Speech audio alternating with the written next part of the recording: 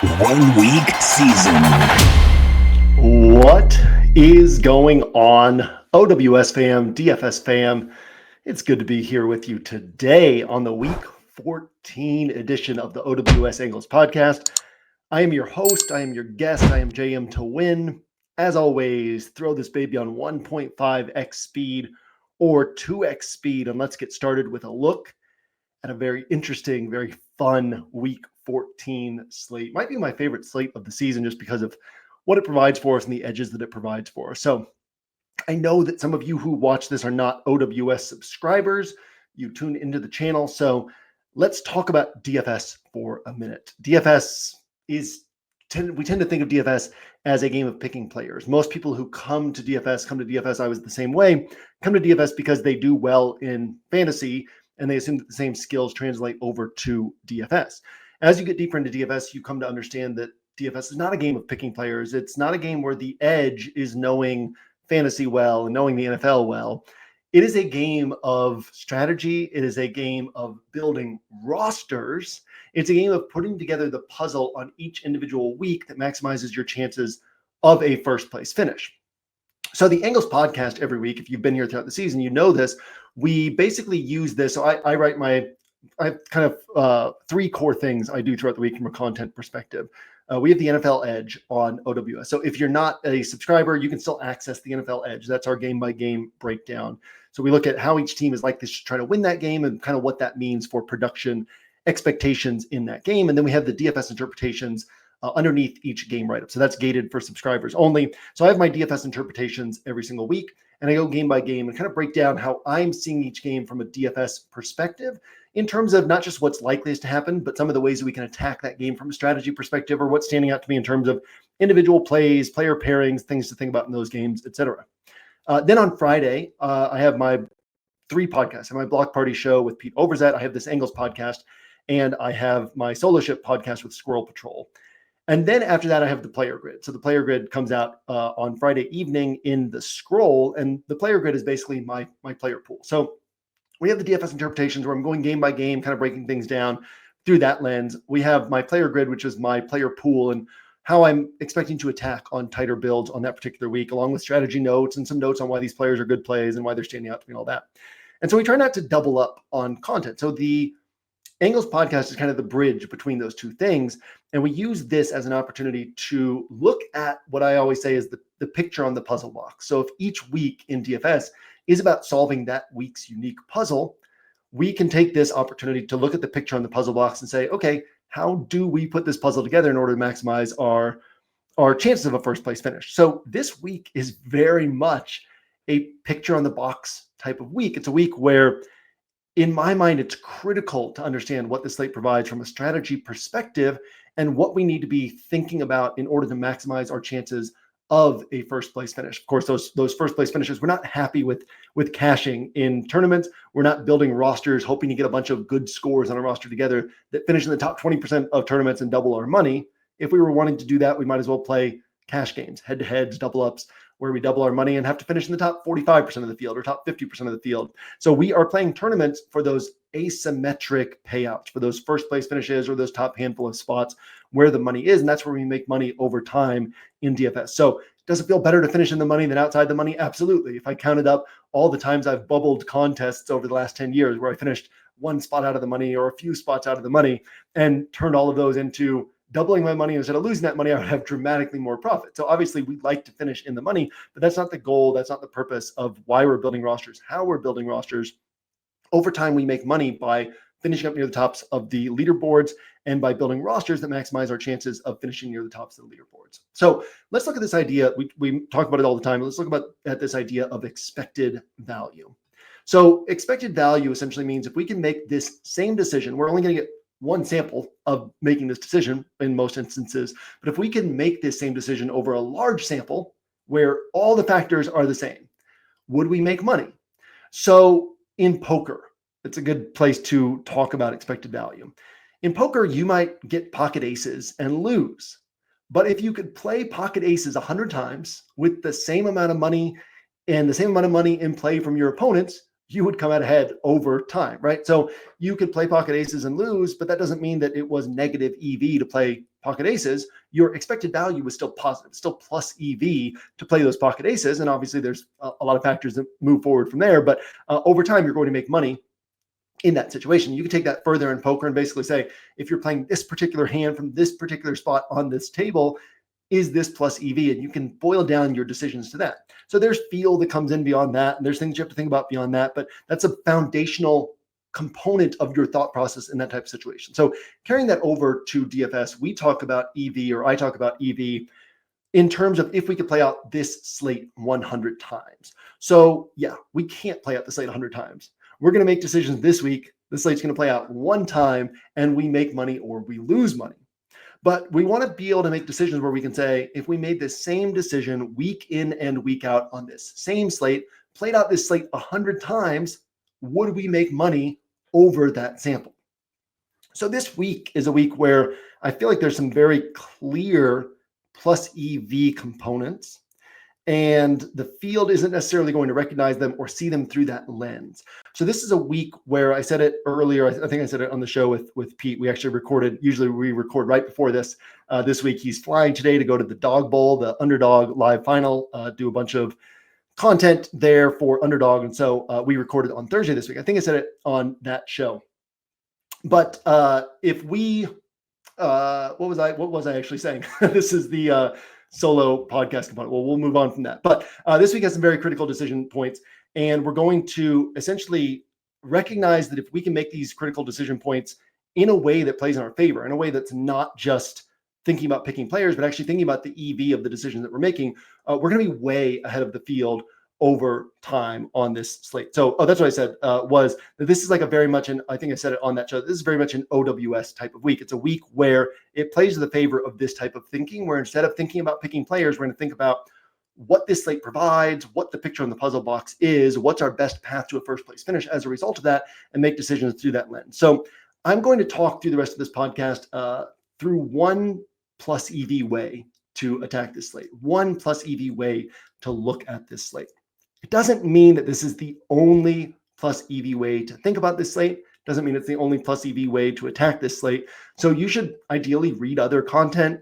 You should listen to other content. You should balance those thoughts, my thoughts, off of your own thoughts and see where you end up, right? Don't assume that this is guaranteed to be the way that would win this week. But if we could play out the slate 100 times, these thoughts would make us money over that sample size. So this is going to be the way that I'm seeing the slate. This is going to be the way that I'm attacking the slate. You can think through the slate in a different way. You can balance these thoughts off your own thoughts and see things through a different lens, attack things through a different lens. But this is certainly one plus EV way to attack this slate. So the way I'm seeing this slate is there are three key decision points on this slate. The first decision point is Saquon Barkley. So Saquon Barkley playing the Panthers. We know about the Panthers run defense. We don't have to get into the numbers there. 6 of 12 games this year. I mean, this is outrageous. 6 of 12 games this year, Saquon has scored 29 or more DraftKings points. 5 of 12 games this year, he has scored 36 or more DraftKings points. 40 years ago, Eric Dickerson set the record for most rushing yards in a season with 2,105 rushing yards. Nobody has touched that record. Since then, there's been, 5 guys who have gone for over 2,000, Barry Sanders, Derrick Henry, Chris Johnson, and who was it on the Ravens? Anyhow, those are the guys I can think of. There might have been one more who went for over 2,000 yards. So Saquon is 500 yards away from 2,000. He's 605 yards away from breaking this record. There's 5 games left. Eric Dickerson set the record in 16 games, so Saquon could actually do this in the next 4 games and break the record in the same number of games as Eric Dickerson. What do we know about Nick Sirianni? Well, there was this game earlier the year where the Eagles played the Giants. And in that game, Saquon had the best game of his career at MetLife Stadium. So where he had played his whole career, playing against his old team, right? So he was then like 9 yards away from having the single best game of his entire career. And the Eagles were controlling that game, winning in a blowout. Saquon didn't need to go back out there. The starters didn't need to go back out there. And Nick Sirianni, there was this clip of Nick Sirianni coming and sitting down next to Saquon on the bench and telling him where he was at in terms of getting this record for his career rushing yardage and asking him if he wanted to go back out there. And Saquon said, no, I'm good. And Sirianni said, are you sure? Because if you want this record, I want to make sure you get it. And Saquon said, no, let the young dogs eat. Like, I'm good, right? And Sirianni talked about this after the game, and he said that was one of the things that he learned from his time under Frank Reich. Frank Reich, who's kind of fallen from grace after the way that things ended in Indianapolis, after the way that things went in Carolina with Bryce Young. But Frank Reich, who's a very respected coach, did a great job in the league for a long time. And that's where Nick Sirianni was before he got the Eagles job, was under Frank Reich with the Colts. And there's lots of, you'll frequently hear Nick Sirianni, who has his own flaws as a coach, but you'll frequently hear Nick Sirianni reference the things that he's learned from Frank Reich, because that was really the most critical time of his coaching career, and the most critical learning period was working under Frank Reich. And he said that one of the things he learned from Frank Reich was it's important to care about records, your players' records, because that's important to a lot of players. So that's a different approach than a Bill Belichick, the stats are for losers type of approach. But for Nick Sirianni, this is something that he wants to pay attention to. This is something he wants to think about and recognize this is something that his players are thinking about. So he can build up that team environment essentially by catering to the fact that some of these things are important to these players. We leaned into this when A.J. Brown played against the Titans, whatever that was, 2 years ago. And it was like, doesn't A.J. Brown want to go out and have a monster game against this Titans team that traded him away on draft day, drafted his supposed replacement in Treylon Burks, and basically said, we don't need you anymore. Well, in that game, A.J. Brown had 140-something yards. Maybe it was more, maybe it was less, 2 or 3 touchdowns in that game, this monster DFS game. Nobody was on him that week. And it was one of these spots where, yeah, the team's not going to go out of their way to get A.J. Brown the ball if that's losing them the game. But if that can help them win the game and they can kind of call their offense through him, on a team like this, with a coach like this, they're going to do that. So it's pretty safe to say that Nick Sirianni would love to get Saquon Barkley. Saquon Barkley's the second in the betting favorite for MVP now, behind only Josh Allen. It's pretty clear that Nick Sirianni would love to get Saquon Barkley this rushing record. So this is a great spot for Saquon to do that, to pick up 170 yards, 180 yards, 200 plus yards, and then maybe be 400 yards away from the record with 4 games left, and really with 3 games left to break it in the same number of games that Eric Dickerson set the record in. So points of concern for Saquon: what if there's a lighter workload in this game? That's a possibility, right? Maybe the Eagles just completely dominate in this game. Saquon only sees 19, 20, 21 touches, and we don't get the big game that we would love to get from him. That's been an issue for other running backs earlier in the year against the Panthers. We've explored that throughout the season. This concern is mitigated by 3 factors. So one factor is the Panthers have been playing really well lately, like genuinely really well, right? They took the Chiefs down to a last-second field goal. They took the Bucs to overtime and should have won that game. Chuba Hubbard fumbled when they were in field goal range. And then they beat the Falcons, who are still a playoff team at this point, and they beat the Browns, who the Browns are up and down, but we've seen the Browns almost beat Denver. We've seen the Browns beat the Steelers. We've seen the Browns beat the Ravens with Jameis Winston under center. And so this has been a very good Panthers team of late. So are the Panthers going to beat the Eagles? Almost certainly not. Are the Panthers going to keep this within 10 or 12 points? Even that's probably somewhat unlikely. But can the Panthers stick around long enough for the Eagles to have to keep their starters out there, right? If the Eagles are up by 3 scores, if the Eagles are up by 3.5 scores, so to speak, 24 points, right? Well, yeah, then they're probably going to rest their starters deeper into the game. But if the Panthers can keep this as 2-score game into the fourth quarter, we're still going to see the Eagles starters playing throughout this game, right? That's still a competitive football game. And so the Panthers are certainly capable of that at this point. This concern is also mitigated a bit by the fact that Saquon had a game of 29 DraftKings points and a game of 36 DraftKings points this year on 19 touches and 21 touches. So he's still capable of getting there at that tournament-winning type of score on fewer touches. And then it's mitigated by the fact that, again, Nick Sirianni would probably love to get Saquon Barkley this record. So Eagles are, on that verge of the number 1 seed. They're a Super Bowl contender. Obviously, health and all of that is more important than the record at this point. But still, if this is a competitive game, that the Eagles would love to get this record for Saquon Barkley. So is there some risk of a lighter workload? Yes, but it's not a major concern in this spot. Another point of concern for Saquon is that the Eagles smash, but that the touchdowns flow through Hurts. So we know that Jalen Hurts is not going to throw the ball a lot of times, right? Since the bye, I think he has 1 game north of 25 pass attempts, 2 games north of 22 pass attempts. And that was a week 5 bye. So this is, I think it's 8 games that the Eagles have played since that bye. And obviously during that bye week, Kellen Moore kind of went back to the drawing board, figured out what he needed to be doing with this offense with Jalen Hurts, and they changed what they were doing. We see that with teams throughout the league, right? They're always adjusting. They're always adapting what they're doing, especially when you have a new coach on a team for the first time. And so they adapted their approach with Jalen Hurts, and they've been a more run-heavy offense. So in a game that we would expect the Eagles to control, hey, Jalen Hurts stacks probably don't make a lot of sense. We probably don't see Jalen Hurts throwing the ball enough times unless we just get a totally fluky output, right? Where A.J. Brown on 8 targets has 130 yards and 2 touchdowns. That can happen, but what's likely to happen if the points flow through Hurts instead of Saquon is that he's getting those points with his legs. So in 2 of the last 3 games where Saquon finished below 29 DraftKings points, Jalen Hurts in those games scored 31.7 and 35.1. So again, Saquon underwhelming, Jalen Hurts hitting. That makes a lot of sense as a way that this could end up playing out. Now, another way that, or the other game where Saquon did not end up hitting, Saquon put up 22.7 points, right? So Jalen Hurts didn't hit, Saquon didn't hit for 29 plus, but 22.7 points is not going to kill you from Saquon. It's not what you want, but basically what we're seeing here is most of the time when Saquon doesn't hit for 29 plus, we have a pretty good shot at Jalen, that being a result of Jalen Hurts getting the touchdowns, right? And then the third point of concern is that the Eagles just come out flat and the Panthers hold down the Eagles, right? That's a pretty unlikely situation. So scoring is down in DFS this year. We know that. Scoring is down, offense is down across the board. So this entire slate, 10 games, 20 teams, take all the players available on the slate.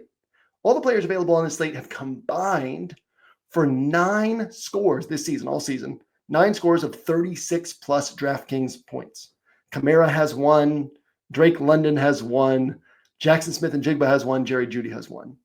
And Saquon has 5, right? And then again, when he doesn't hit, it's usually going to be from Hurts grabbing the rushing scores. And so I don't know that people are necessarily realizing this, but if they're not playing Saquon, this is basically a bet. If you are not playing Saquon on a roster, you're basically betting that the Eagles come out flat and the Panthers hold down Philly, or that the points flow through Jalen Hurts.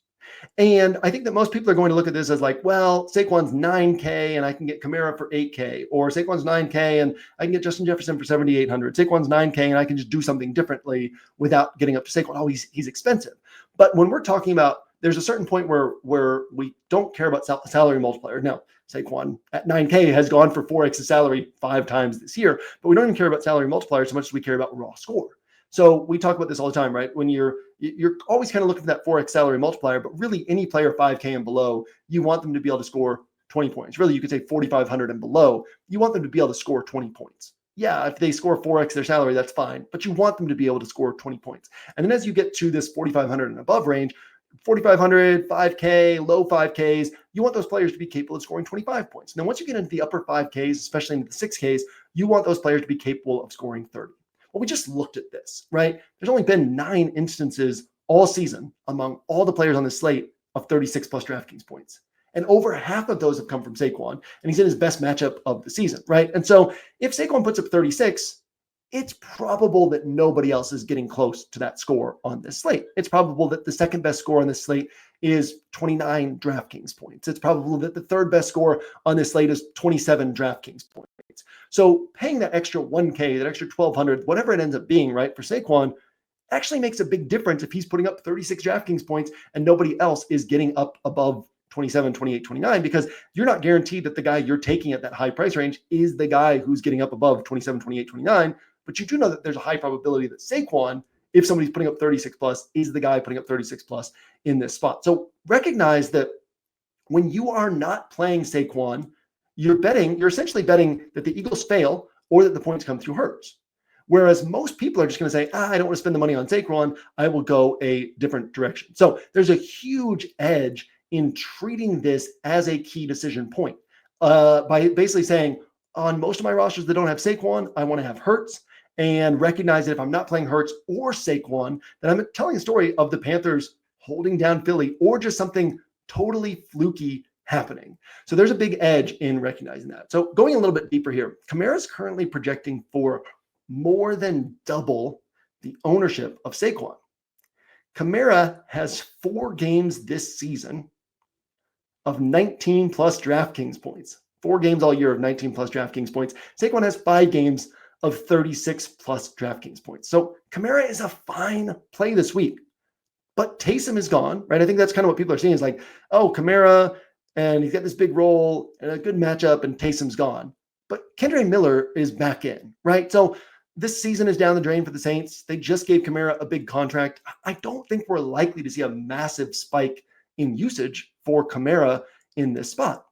So basically, if we have a huge chunk of the field playing Kamara, they're essentially saying, because he's so close in price to Saquon, they're essentially saying, yeah, I'd rather play Kamara over Saquon because he's going to outscore Saquon. And yet we can look at the numbers and recognize the chances of him outscoring Saquon are really low, right? Throughout the whole season, there's been a pretty low probability of Kamara outscoring Saquon.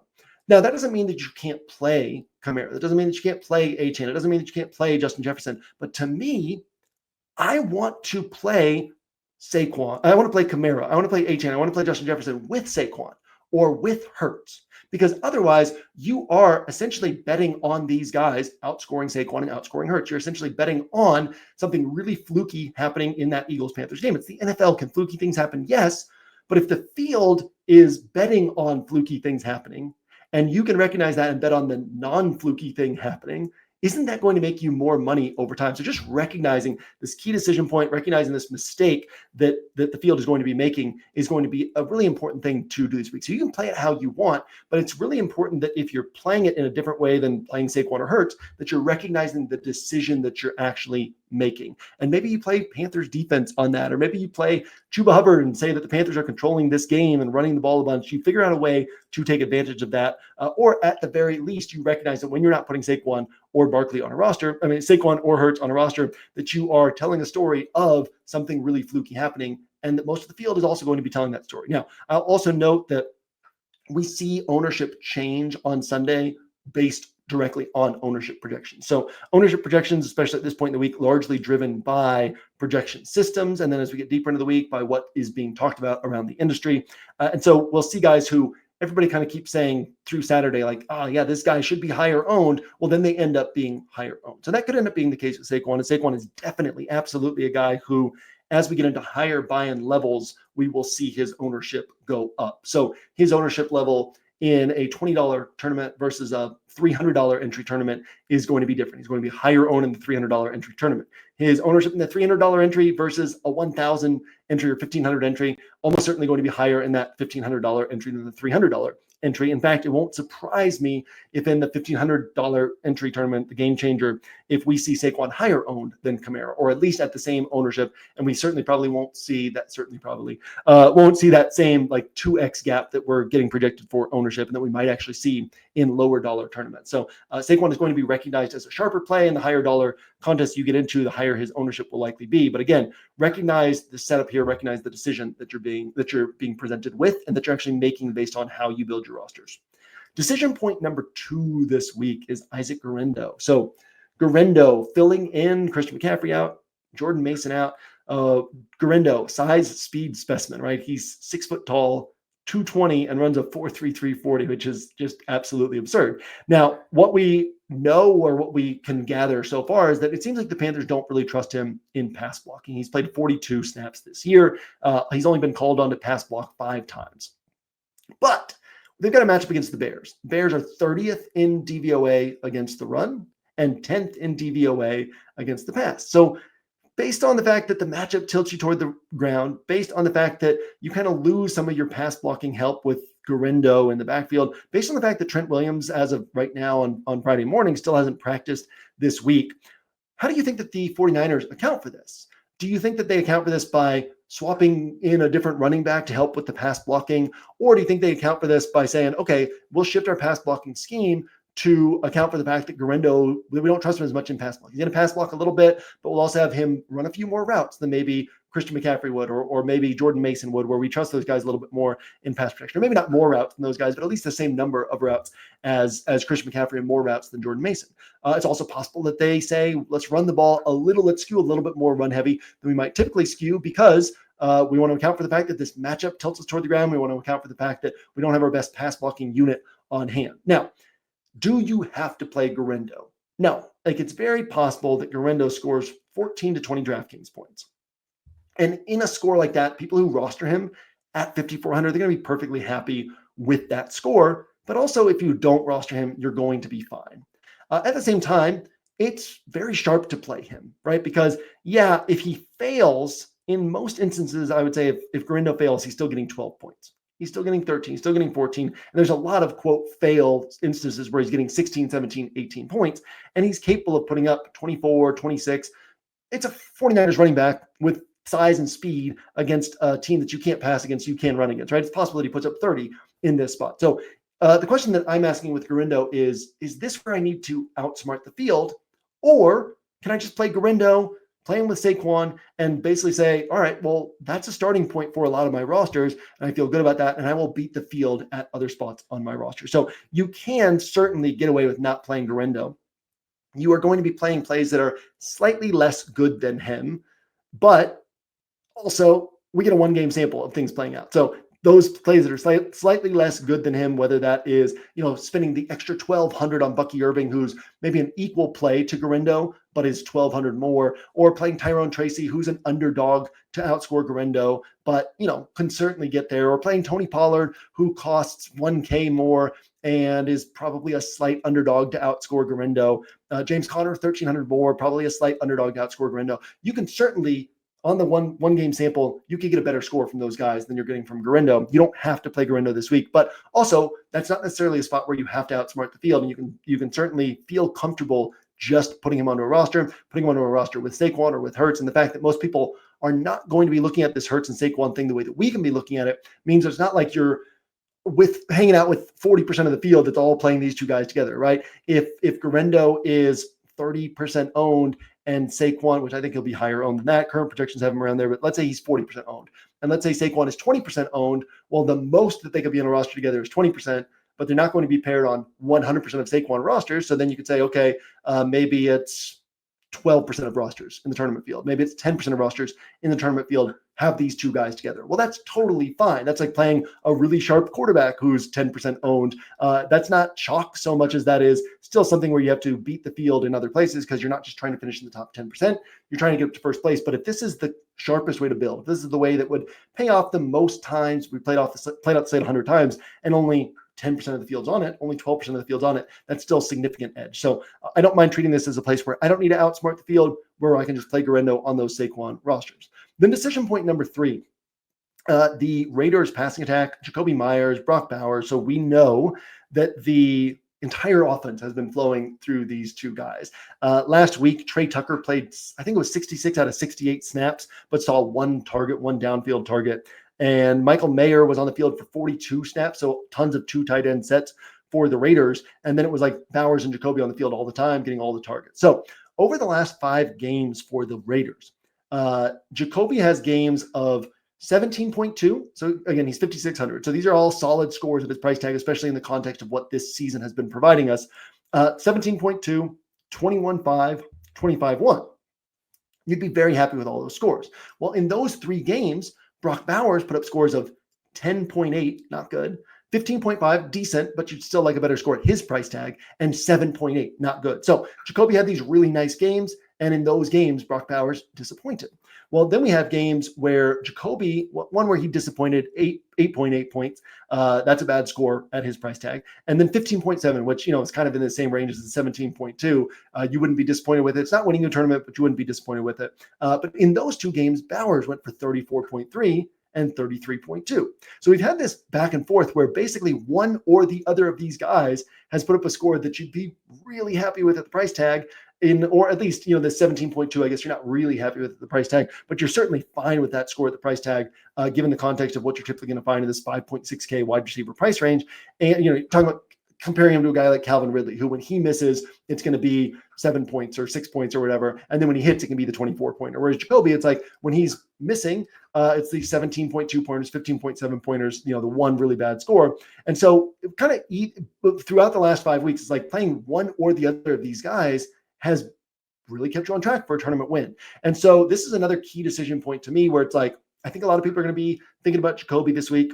A lot of people are going to be thinking about Bowers this week, but I don't know that people are really going to be treating this as a spot where you could basically say, you know what, let me have one of these 2 guys on 80% of my rosters this week, on 90% of my rosters this week. When I do MME, I don't typically do anything on 100% of my rosters, because I still want that little out for if things just go awry, right? Weird things happen in the NFL, And so I want to account for what if weird things happen. And I still want to have a pathway to first place in MME on those weeks where weird things happen. But you could certainly justify playing these guys, one or the other of these guys, on 100% of rosters or 80% of rosters. Or for me, I'm going to be doing single entry 3-max this week. I will probably have one of these two guys on 100% of rosters. So to me, building from a starting point of Saquon, Guerendo, and one of these two Raiders is a perfectly fine way to go. When you think about, again, let's say 12% of the field has Guerendo plus Saquon, well, then what percentage also has one of these Raiders pieces? Both these guys will be popular, but what? They're going to account for combined 40% of ownership, 50% of ownership. So maybe 50% of those Saquon Guerendo rosters have one of these two guys. So if we end up being right that the way to build this week is just like take they're not free squares in terms of like, this is a really cheap guy filling in. Guerendo kind of is, but Saquon is 9K, right? So he's not the type of player that we typically classify as a free square. But if we just call this 3-player combo of Saquon plus Guerendo plus one of these two guys a quote free square, and then say, maybe only 6%, 7% of the tournament field is going to be building this way, right? Maybe it's 3% that has Jacoby on that Saquon Guerendo roster, 3% that has Bowers on that Saquon Guerendo roster. We're still we're really far ahead of the field to where if this is kind of the core that you should be starting with, you're now competing against 3%, 4%, 5% of the tournament field for that first place finish, and then kind of outmaneuvering them in your other spots. So that's kind of how I'm seeing this slate and how I'm going to be starting this slate. And I think that Saquon and Hurts one is the most important one to think about in terms of how you're making decisions. Because like I said, Guerendo, it won't surprise if he scores 14, 15, 16, 17 points. And then that's totally fine if you roster him, but also totally fine to build without him. And then Jacoby and Bowers, Bowers has put up these pair of 33-point games, but also it's totally possible that we get a 21-pointer from Jacoby. It's totally possible that we get a 22-pointer from Bowers. That's the big score that we get from these guys.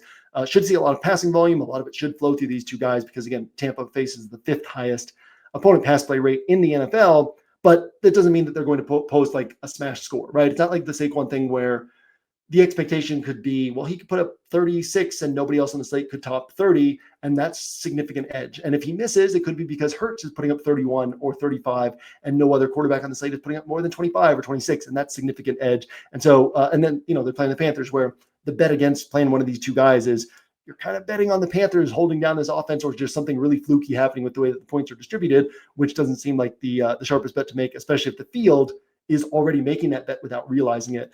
Probably sharper to just go with what's likelier to happen and that the field is not thinking about. So you don't have to build this way, but this is just kind of present to you the way that I am going to be attacking this slate. And it's certainly a plus EV way to attack this slate. Because then we swing over to the passing attacks where we've got, I'm going to go through a few spots and hit on the pluses and minuses. We've got Falcons and Vikings.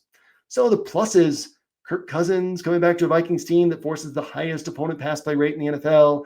Kirk Cousins at heavy volume.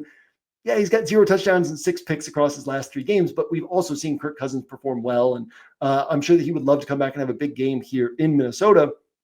And we've seen Kirk Cousins over the last couple of years really perform well in high pressure situations. And so this is a spot where we can see them playing well, and this becomes sort of a back and forth type of game. Sam Darnold has played well all season long, and he can certainly do well against this, Falcons defense that doesn't allow downfield passing, but they also allow teams to march the field. They don't get pressure on the quarterback. And so pluses, this game could shoot out. Minuses, it's Kirk Cousins, who's thrown 0 touchdowns and 6 picks across his last 3 games, playing against this Brian Flores defense. It's Sam Darnold, who, this is kind of crazy, but I laid this out in DFS interpretations. Sam Darnold has topped, I think it was 19 DraftKings points, maybe it was 19, 20, something like that, more times than any other quarterback on this slate. But he's topping out his really great games are 24 points, 25, 26. He's not getting the 30 pointers that Josh Allen has a couple of this year. He's not getting the 30 to 35 pointers that Jalen Hurts has a couple of this year. He's not getting the 28 pointers that Kyler Murray has, I think 3 of this year, right? So the ceiling on Darnold isn't as high as some of these other guys. Baker Mayfield's got all these 27, 29, 30-point games. The ceiling on Darnold isn't quite as high. The floor, the consistency has really been there. So that's kind of a drawback in this spot. So obviously we can see the drawbacks. Also, Sam Darnold, who do you pair him with? Do you pair him with JJ, who's, kind of been topping out at 24 points because they're just not throwing the ball enough for him to hit for these big games? Do you take a swing and say, hopefully JJ has a big game this week? Again, I don't mind taking that swing this week, especially alongside Saquon, or recognizing hey, maybe A 26-pointer is still one of the best scores on the slate. And maybe I'm overpaying for it a little bit, but in terms of what wins this tournament, maybe we need to get a score like that on our roster. So there's certainly positives in this spot, but also clear drawbacks in the spot. We've got Bills and Rams, right? So Bills and Rams, highest total on the slate.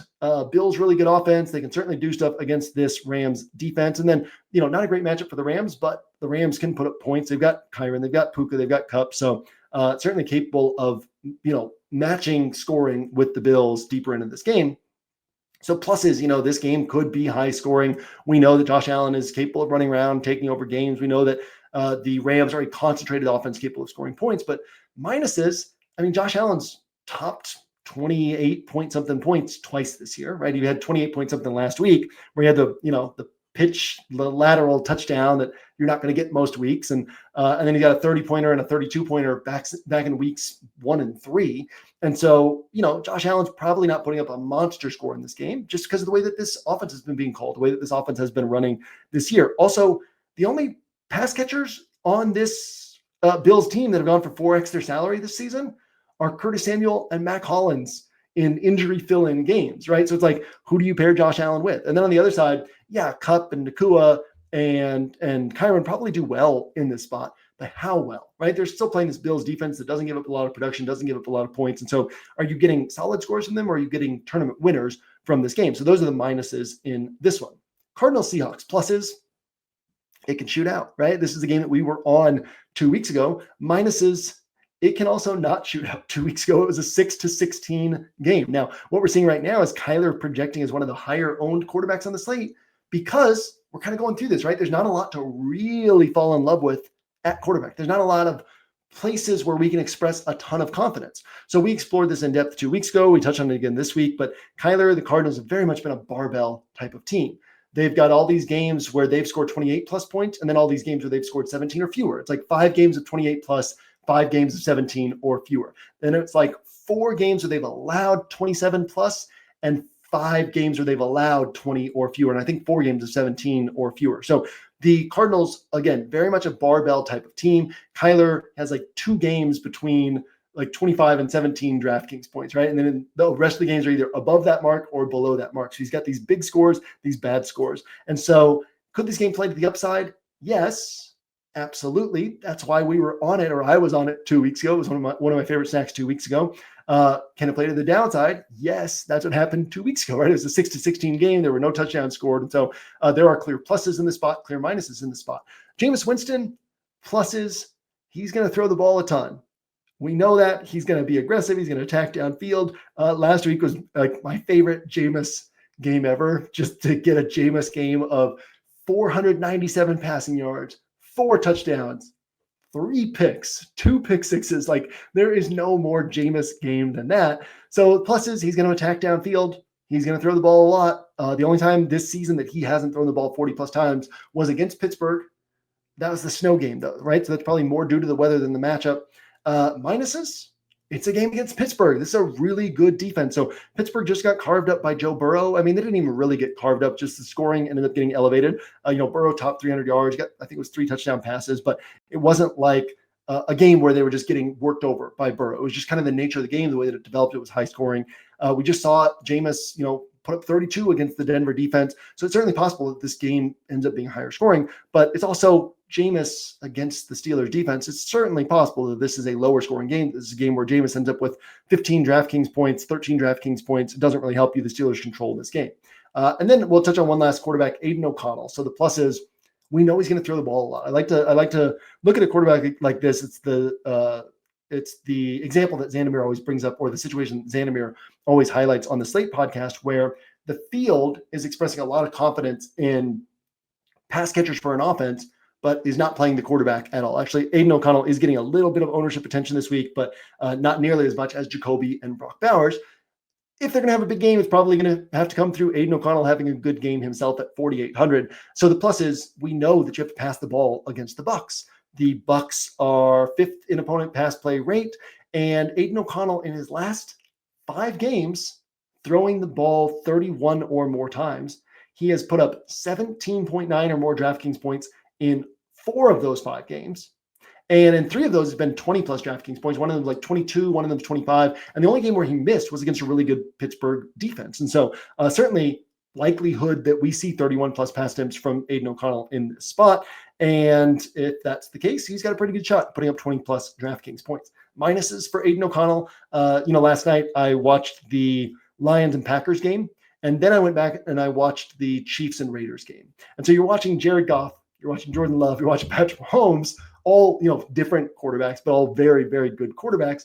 And then you're watching Aiden O'Connell. And it's just like, oh yeah, I mean, he is a 4,800 quarterback, right? And Aiden O'Connell makes some good reads, makes some good plays to get out of pressure in the pocket, makes some really good throws. But also it was kind of crazy, the number of times he missed like horizontal routes, whether it was like a dig or a deep in, where there was one time where he just like way underthrew it. There's another time where he threw the ball way over the pass catcher's head. Another time where he threw it way out in front of Jacoby Myers when he had like 2 or 3 yards of separation on the defender. He's hitting these vertical throws. He's hitting these underneath throws. Sometimes it seems like these horizontal throws downfield, he just doesn't have a feel for them and totally misses them. So you're still dealing with a guy who is 4,800 for a reason. Maybe he should be 5,300, 5,400, but he still shouldn't be like a 6,200 quarterback. So there's still certainly drawbacks in this spot. So something will hit, probably from that group, possibly from elsewhere. I know Will Levis is gaining some ownership attention this week. I like him in large field play. I know Caleb Williams is gaining some ownership attention this week. Kind of weird against a 49ers defense that's 24th in DVOA against the run, 6th in DVOA against the pass. But, if anybody can do it, it's Caleb Williams, where he gets into this freelancing mode and he just starts making plays. And so it's one of those where you probably see a bad score at halftime from him. And then in the second half, maybe he takes off. So something will hit. But you could also probably close your eyes and throw a dart at that group and be as likely to get it right as you would be through deep analysis. And so the question is, where do you gain your edge? Do you gain your edge by trying to do something really different at running back? Or Saquon's not even trending for that high of ownership. So doing something like off the board at running back and joining the field in fading Saquon, right? I mean, currently he's projecting like 16% ownership. That's not fading, right? He's getting ownership. He's not like he's 3% owned, but also for a guy who's on track to break the all-time rushing record, has more games of 36 plus than all the other players on this slate this week, and is playing against the Panthers.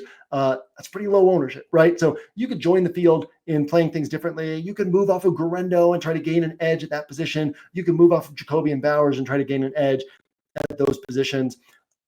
Or you could say, I'll just play Saquon or Hurts. I'll play Guerendo, I'll play one of Jacoby or Bowers. And then at these other spots where there's pluses and minuses, where there's lots of uncertainty, where we're really kind of just guessing, at those spots I could do something unique. At those spots I could do something that, recognizing that, hey, if Guerendo and Jacoby or Bowers and Saquon hit, there's probably only max 5% of the tournament field that has those 3 guys together. And so I don't really need to do something so far off the board, right? I just have to beat that other 5% of the tournament field. And honestly, I would tend in a situation like that to even think I'm probably going to build the rest of my roster sharper than that percentage of the field anyway, right? Getting Kamara onto a roster like that, getting JJ onto a roster like that would be different enough that you're probably gaining an edge in that situation. So that's another way to think about the slate, and probably the way that I am going to attack this slate. Okay, so with that, we are going to get to the bottom up build. If you are new here, bottom up build, we build with a 44K salary cap. If you want to enter a contest where you build with a 44K salary cap, we have that on OWS. It's the bottom up build contest on DraftKings. The rules are simple. Build with a 44K salary cap. First place gets 150 edge points, which is $150 on OWS. There's prizes down to third place. First place also gets a special Discord blue color, so that if you hang out on the OWS Discord, everybody knows that you're bottom up build winner. We've been doing this for 7-8 years. We actually used to give away OWS for life to the winner. We stopped doing that several years ago. But you can be in there, you can be in Discord and see the other bottom up build winners from over the years. They all have the same Discord blue color.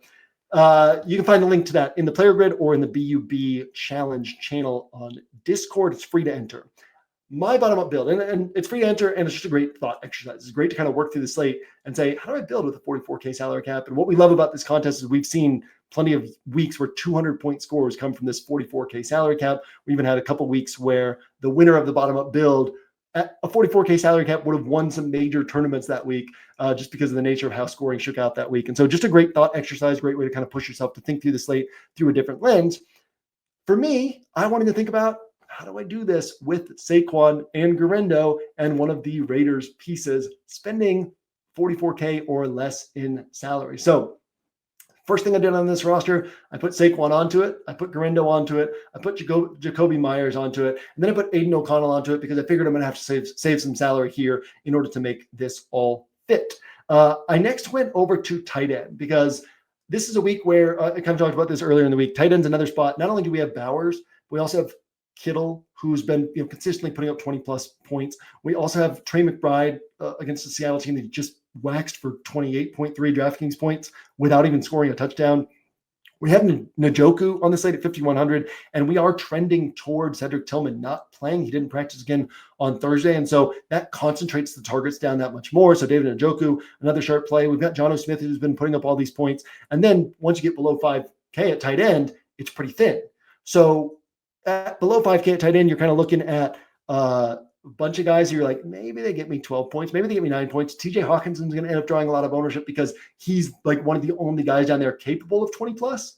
But in most instances with Justin Jefferson and Jordan Addison on the field, he's not going to score 20 plus. He's going to score 12. He's going to score 15. And so more than likely, if you're not, it's probable that one of these 5 tight ends priced above 5K, that one of these 5 is going to score 20 plus. There's a pretty good chance that one of them scores 22, 25, right? So if you are getting 12 to 15 points from Hawkinson alongside a bunch of other ownership, you are behind the rosters that got those 22, 25 points, right? So it makes a lot of sense to just try to pick from that pool of higher priced tight ends on a 50K salary cap roster. But on this roster with Saquon already on here, and then obviously prioritizing, well, Guerendo is going to cost 5,400 because most running backs cost over 5K, and then prioritizing Jacoby Myers, 5,600. Obviously went to tight end, recognizing, hey, I'm going to have to save some salary probably at this position. So I went with Ja'Tavion Sanders, should be coming back this week from the neck issue. Just a really good young player who the Panthers use on downfield routes. So, not a good matchup against Philly, but downfield routes tells a story of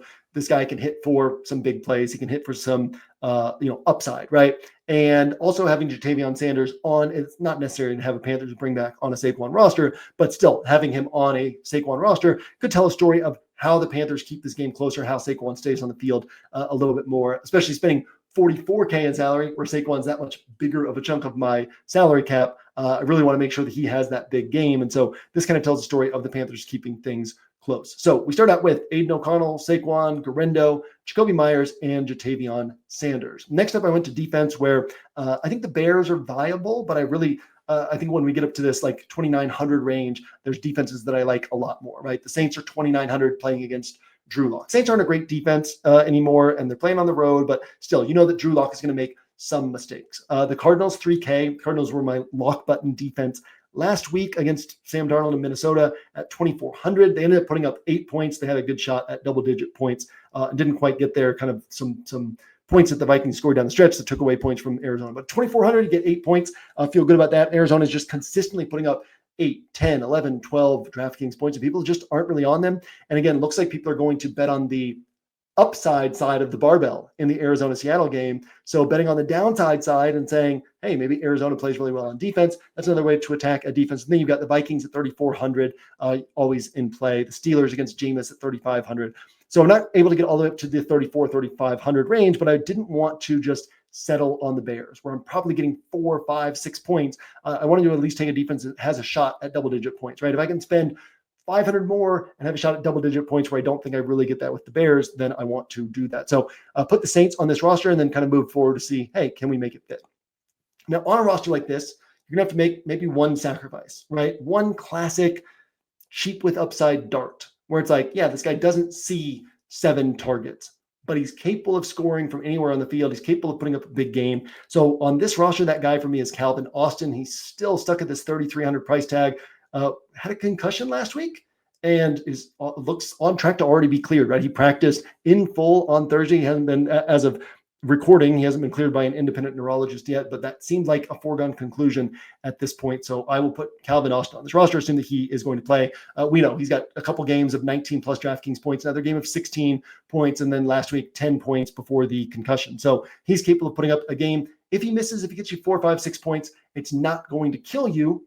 But if he puts up 16, 18, 20 at 3,300 and almost no ownership, now you're way ahead of the field. And so at this point in the season, usually like week 9, 10 onward, we usually have to start taking swings on players like this. And this week, usually we have 3 or 4 guys who are viable in this cheap with upside type of category.